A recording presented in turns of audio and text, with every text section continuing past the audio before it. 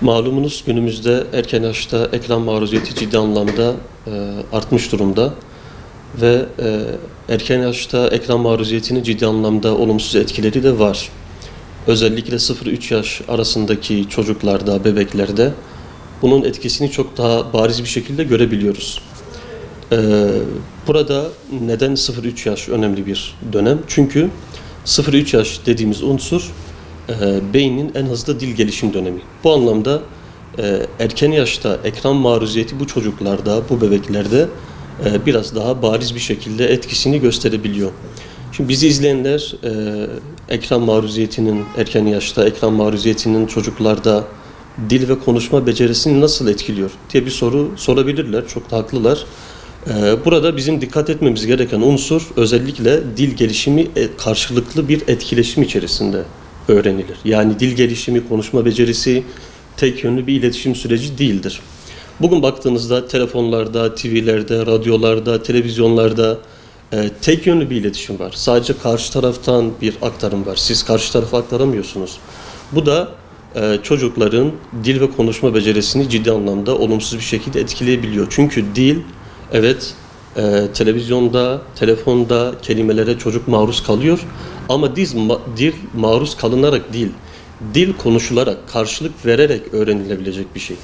Tabii özellikle bu çocuklarda ne görüyoruz? Bu çocuklarda kelime dağarcıklarının akranlarına göre geride olduğunu çok net bir şekilde görebiliyoruz. Konuşma becerilerinin geride olduğunu, örneğin bir ihtiyacını, bir isteğini ifade ettiğinde bunu konuşarak veya dille değil de ağlayarak veya işaret ederek bunu ifade etmeye çalışır.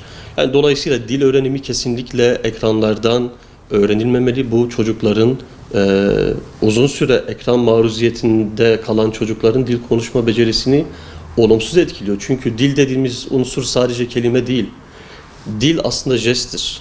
Dil mimiktir. Dil bunların tamamıdır aslında. Dolayısıyla dil yüz ifadesidir. Yani siz de bilirsiniz ekranlarda şu anda donuk bir yüz ifadesi var. Halbuki çocuğun canlı bir etkileşim içerisinde olması gerekiyor. Peki bizler, ebeveynler ne yapmamız lazım? Dil ve konuşma becerisini çocukların gelişimi açısından sağlıklı bir dil konuşma becerisi geliştirebilmeleri için özellikle çocuklarla karşılıklı bir konuşma, etkileşim içerisine girmeliyiz. Yani bu karşılıklı bir etkileşim olacağı için çocukların dil ve konuşma becerisini geliştirecektir. Çünkü burada tek yönlü bir iletişim olmayacak. Mesela çocuğa bir kitap okunduğunda çocuğa sorular sorulabilir.